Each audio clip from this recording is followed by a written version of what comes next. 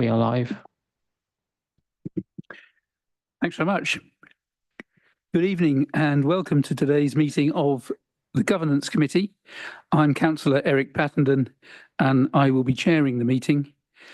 In addition to myself, the other members of the committee in attendance are Councillors Laura Coyle, Paul Dick, Billy Drummond, Owen Jeffrey, David Marsh, Christopher Reid and Stephanie Stevenson. We also have parish council representation on the committee with Councillor David Southgate. Simon Carey, the independent audit person, is also in attendance. And welcome to Edward Mills from KPMG as well. Parish councillors, independent members and members on Zoom are permitted to speak at the meeting, but they are not permitted to propose, second or vote on the items. Joseph Holmes, the Executive Director Resources and Section 151 Officer, will be advising the meeting.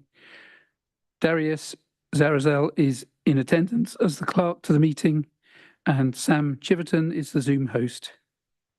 If we hear the evacuation alarm this evening, we must leave the building immediately. Please proceed via the safe emergency exit route, which will be shown to us by the trained officers present. Please follow any instructions given by the trained officers present. The assembly point is the car park of the Dolphin Pub. So with that, we go to item 1 and apologies. Have we had any apologies for absence, Clerk? Thank you, Chair. We've received apologies for absence from Councillor Howard Woodliston, who is substituted for Councillor Paul Dick, and Councillor Jeremy Cotton, who is substituted for Councillor Stephanie Stevenson. Thank you, Chair. Thank you. Can I also add, I've received an apology from Councillor Dominic Bowick. Item 2, minutes. Are members willing to accept the minutes of the previous meeting as a true and accurate record? Have any comments? No, thank you. I'll therefore propose that the minutes of the meeting held on the 16th of July 2024 be signed as a correct record. Can I ask for a seconder? Councillor Reid, thank you. And assuming no amendments from the floor?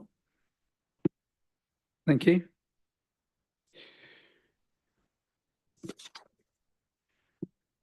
Please can members indicate by raising their hand if they agree that the minutes can be signed.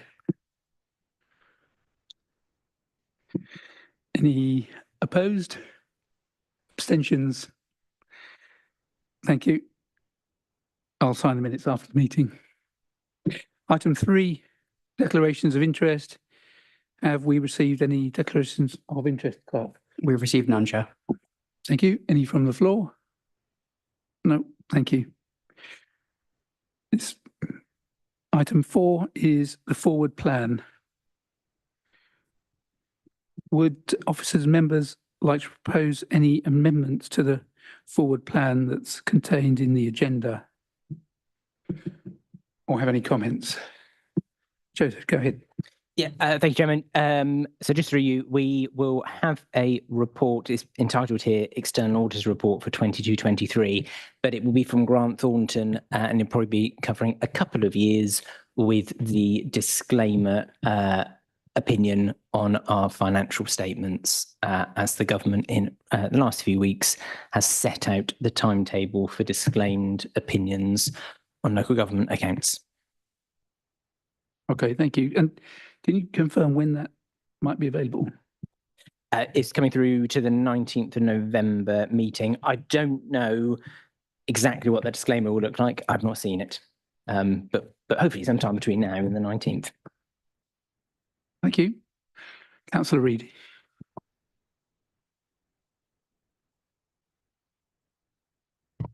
It won't be Catalin, but we do have a replacement for Catalin, so it'd be either them or myself.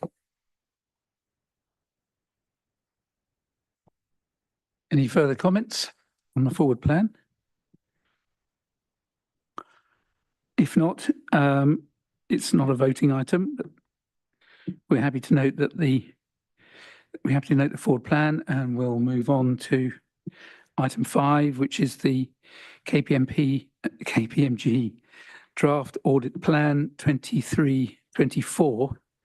And Joseph, I wonder if you could introduce that. Yeah, thank you very much, Chair. So this is the draft audit plan from our external auditors. Ed Mills is on the screen, so I'm sure he will come in a minute. So this sets out the planning work that KPMG have proposed and how they are setting out that they will complete their audit work for 23-24. There are still some unknowns around this, around kind of our disclaimed audits from previous years and how that will work with opening balances, etc., which I suspect Ed might touch on. But yeah, we're trying to get back to the process that used to happen, which is you have the audit plan before the external auditors arrive and do their work. So KPMG are trying to put that back in place.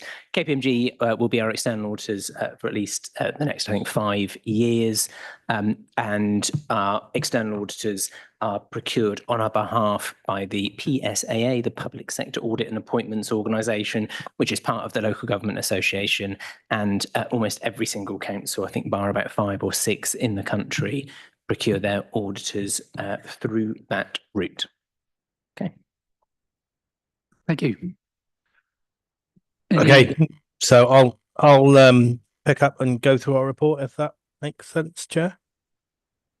Yeah, go ahead. Thanks.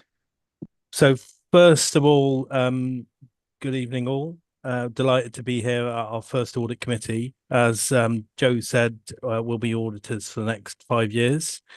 My name's John Brown. I'm the audit partner from KPMG, and Ed, who will introduce himself in a short while, is my manager. We're in a good place. We've done our interim and risk assessment work. So this is our audit plan, which kind of summarizes that work. So we'll go through that in a little bit more detail, but please feel free to ask questions along the way, and I'll pause at various points as well.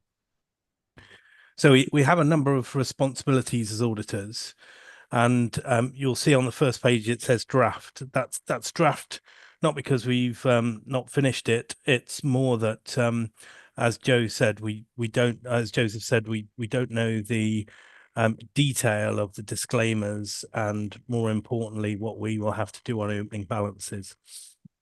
The latest view is the disclaimers will all look very similar across a number of councils. And again, the view is for the next 2 years, there will be an agreed wording for effectively a qualification in our audit opinions that will say, apart from anything that came out of the opening balances that have been unaudited, everything is fine. So again, we're just waiting for the detail on what that might look forward going forwards. In terms of our responsibilities, we have a few. I'm going to talk a little bit about the actual audit of the accounts. You will see on page 3 our planned materiality. So our materiality of 11.7 million means we'll do work at a materiality of 7.6 million, but we will bring anything we find over 585,000 for the audit committee. So that would be a similar level to your predecessor auditors would have used, and similar to what we see in the sector. It's basically a function of the overall size of the organisation. In terms of the significant risks, you'll see on page 5, and then a little bit more detail on the following pages where we see the significant risks. So the key judgmental areas, or the areas that we will spend the most time on. And it will come as no surprise that the valuation elements that require a certain amount of judgment in terms of valuation of land and buildings, valuation of investment property, valuation of post-retirement benefit pension obligations are going to be a key area of focus. So we've engaged early. We understand your valuation methodology, and we're just starting the detailed test work on that. We also have to look at management override of controls. It's a kind of rebuttable presumption in auditing that you'll look at that. And that's all about who's posting journals, who's making the judgments, who can override those things. So we do quite a lot of test work on the underlying systems there. And similarly, forward risk from expenditure recognition. Are you recording expenditure in the correct period? And is there any risk of delaying that expenditure or bringing it forward, depending on where you are against your forecasts, etc. In terms of other risk areas, non-capex expenditure, and whether that could be classified as capital or non-capital, and also the minimum review provision are areas we will look at, but they don't hit the bar in terms of a significant risk area. So I'm going to pause there for any questions, and I'll be guided by you, Chair, as how much detail you want us to go on each of those risks. Members, any comments or questions at this point? I wonder if, John, you could just talk us through the, I mean, obviously the opening balances is a key risk to all of this. Yeah. And let's just say that, you know, for some reason or other, they turn out to not be correct. What happens then? So I think we're kind of waiting for the detail on where the code and the regulator is going to land on this, because, you know, if you take a step back, the issue with the audit marketplace was the auditors didn't have the manpower to do the audits effectively, and therefore this kind of disclaimer option to draw a line under the sand and kind of go forth from here was agreed. Now getting the new auditors to go back and effectively audit the 2 years to make sure the opening position is right is just going to compound the problem. So they were looking for innovative solutions to do that. What that basically means, as I mentioned in my preamble, was they think there'll be agreed wording for the next 2 years, which will allow us to not do as much work on the opening balances as otherwise we would have had to have done. However, if you think about what those opening balances look like, there are certain things that it would be more easy to verify. So if you're doing a valuation of property here, you might look at the valuation at the start of the year and understand the movement. So we're expecting almost a work program to say, these are the things that we would expect you to check in the opening balance. And these are the things that, you know, are going to be so hard that we might have to qualify those, but over time, you will get there. Obviously, reserves is the big one, because the reserves is the kind of aggregation of all those differences, and therefore we're expecting some guidance that says, you know, tick what you can easily, and anything that looks odd, but it won't be the detailed scope that you might have if you were picking up the audit from new and had to get into real detail in terms of all the different balances you're taking on and all the impact on reserves. Okay, thank you. Another question. You talked about manpower being the issue previously, and which has led us to where we are with disclaimed audits. So what's your manpower? And, you know, is that sufficient so that we don't end up in the same position, you know, next year or in future? Yeah, absolutely. We're raring to go. And, you know, it's been really tough for the market, and it's easy for us because we kind of stepped out of the market in the last 5-year round, because we didn't win a lot because we'd priced high. This time round we weren't allowed to re-enter the market unless you really showed that you had the manpower, the training, the right skill sets to be able to deliver the work. So we are very assured that we have the manpower. Yeah, some bits of the firm might say we have too much in areas, but no, we are tooled up, trained up, and ready to go. Thanks. What is the manpower? You know, how many person hours, let's say, if that's how you monitor it? Sorry, how many heads do you mean? Yeah.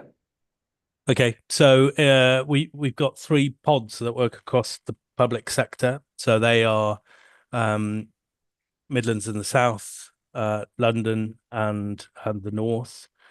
The one Midlands and the South is the biggest, so we've got about 200 or so heads in that.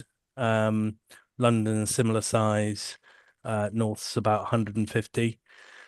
And then in the peak areas, we also have offshore capacity.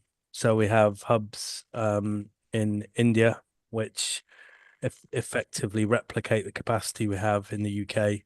And then we can also borrow from our corporate and FS practice if we had a particular pinch point. At the moment, we don't plan to borrow from any of those, but that, you know, that gives us another 1,000 or so to lean on if we need it. So you know, that's off the top of my head. We can respond in with the exact numbers if it helps to give you that flavor, but rest assured we're good to go. Okay, thank you. Final one from me for now.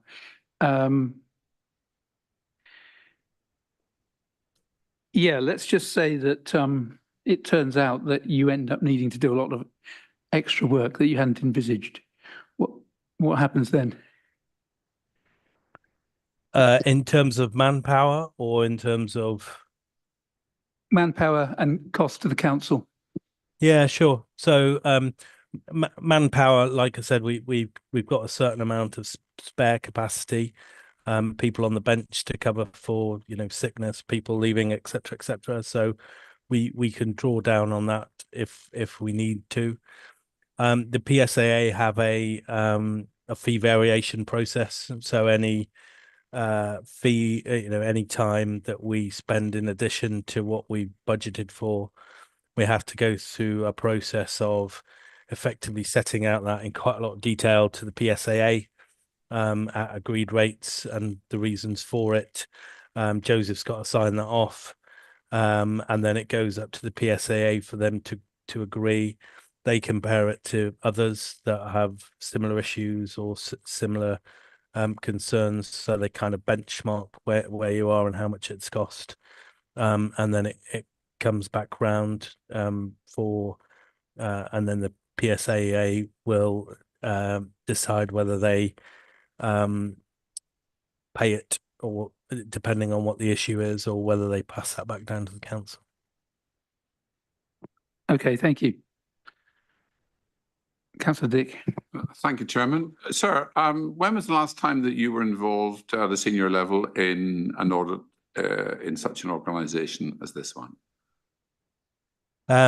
So the way the PSAA works, we weren't involved for the last 5 years because no, I heard that, but so it was 5 years ago. I used to do 5 years ago you were involved. Yeah, I used to do Wiltshire Council and Dorset Council. Ask supplementary. I'm interested in value for money. So where would you look first? So, when you say value for money, what are you defining by value for money? I'm looking at your document. I've Yeah, read okay. that. So coming into a council, value for money is really quite important these days. It always was, but it's particularly important now. Where are you going to look first? It's just a simple question, really. Yeah, so our value for money is a different definition to your value for money. So our value for money is designed by our regulator, and you know, our responsibility is to look for significant weaknesses in arrangements, not whether you're getting the best bang for your buck. So if you know, we'll talk about our value for money and where we think there might be potential risks of significant weakness. But if you wanted to go into where would we look at your benchmarked against other councils and areas for cost improvement. That's a slightly different question. Yeah, no, my question, I've read your document. I'm asking you where you're going to look first. I'm not asking you the question the man in the street would ask. Where will you look first? Simple as that. So we go through the three domains. So we look at how risks and decisions are made in the organization. We look at how your plans are put together and where you benchmark above, below, and we look at your own systems for doing that. And then we look for any inefficiencies or areas where it looks like you are it's costing you to deliver services or differences to the norm. Thank you. Thanks very much. Any other comments at this stage? Chair.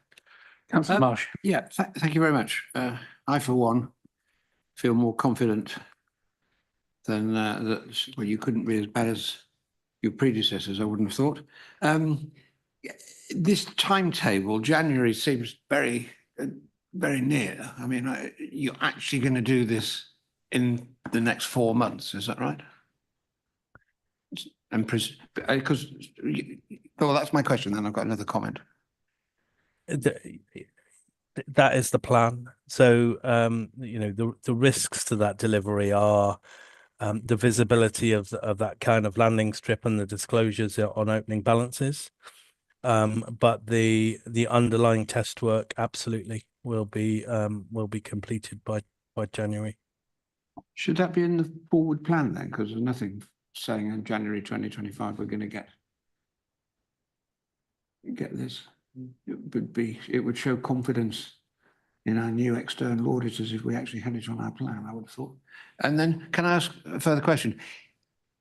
Is it sort of like painting the Forth Bridge? As soon as you submit that, let's say it gets done by January, we'll probably still be waiting for the 22-23 one. But supposing, let's say you get it done by January, do you then immediately start trawling through 24-25 so that you're kind of ahead of the game, as it were? Yeah, as Joseph said, we're playing catch up. So normally we would have signed off the 24 by now and bringing you the plan for 25 about now. So yes, the high level plan is we will get 24 signed off in January, and then bring a plan to you, hopefully before the year end. So before the end of March 25 for the 25 year end. Something else for the forward plan then. This all sounds very encouraging. Thank you very much. Oh, good luck. Joseph, can we include those points? Thank you. Thanks, Councillor Marsh. Councillor Southgate, go ahead. Good evening, everyone. You talked about benchmarking. I guess my question is, if you haven't been in the game for 5 years, where are you going to get your benchmarking data from? Because I would guess historically it would have been from doing work for others. And if this is now the case that you're starting again, where are those benchmarks coming from? So there's a variety of benchmarks. What I'd say, we haven't been in the external audit game, but we've certainly been in the market with internal audit. Well, that's being unfair, actually. Ed's been still in the game because, as Joseph said, there are a number that don't go through the PSAA, and we still do a couple of those. So although we haven't been in the external audit market, we've certainly been in the market with advisory internal audit, and therefore have the benchmarking information, and a lot of it's publicly available. So we use our might and our data analytics to pull that together. So it's just because we were out of the external audit market doesn't mean we haven't got access to those.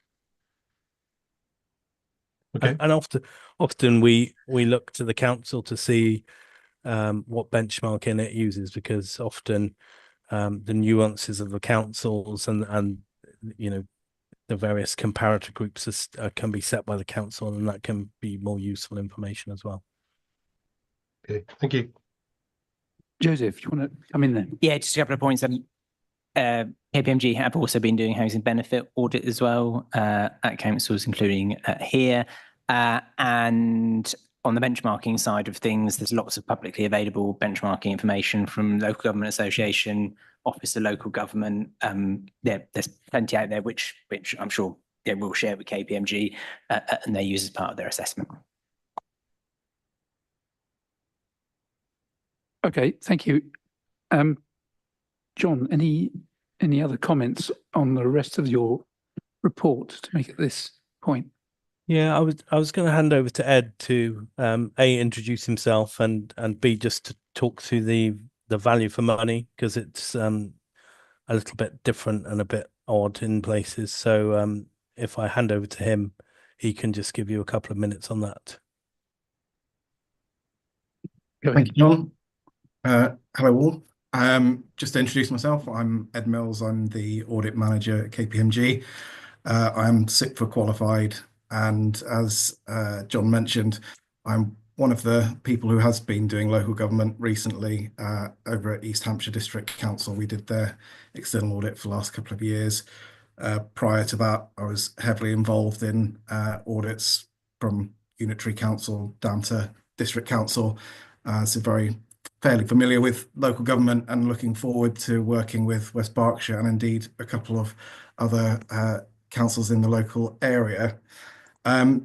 Just to pick up on value for money, then you'll have noted, having read the report, that we're kind of not bringing the risk assessment for value for money this time. We anticipate to bring that for your next governance committee. But we've just put in the sort of overview of the value for money risk assessment process, which is what we're currently going through at the moment. So the guidance behind this for auditors is much the same as your previous auditors. So you will expect that the reporting areas will be very similar to what you'll have seen before. You have the three areas of interest: financial sustainability, governance, and improving the 3 E's: economy, efficiency, and effectiveness. So those will be the areas that we report on. The risk assessment piece that will be coming shortly will be including where we think there might be a risk of significant weakness or not in one of those areas, and will involve me trawling through thousands of documents in order to come to that conclusion, of which we'll very much appreciate your input when we bring that. And should there be anything you think we've missed, we're very interested to hear from the committee as well. And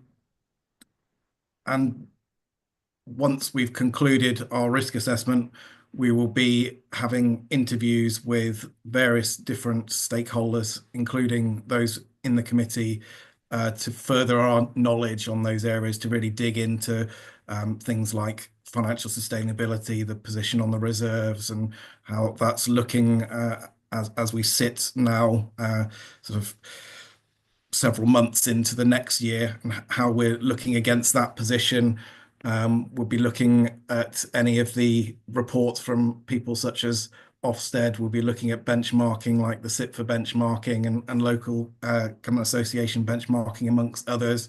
And we'll be coming to a final conclusion that we'll be bringing at the same time as our final audit report in January, that will say whether there's a significant weakness in terms of arrangement. I think that's a very whistle-stop tour of value for money, but obviously you will have been receiving these reports to date. Is there anything further that we haven't covered? Because I think we kind of half went into value for money in the previous part, but happy to take any questions. Members, any more questions there? No, I think we're okay.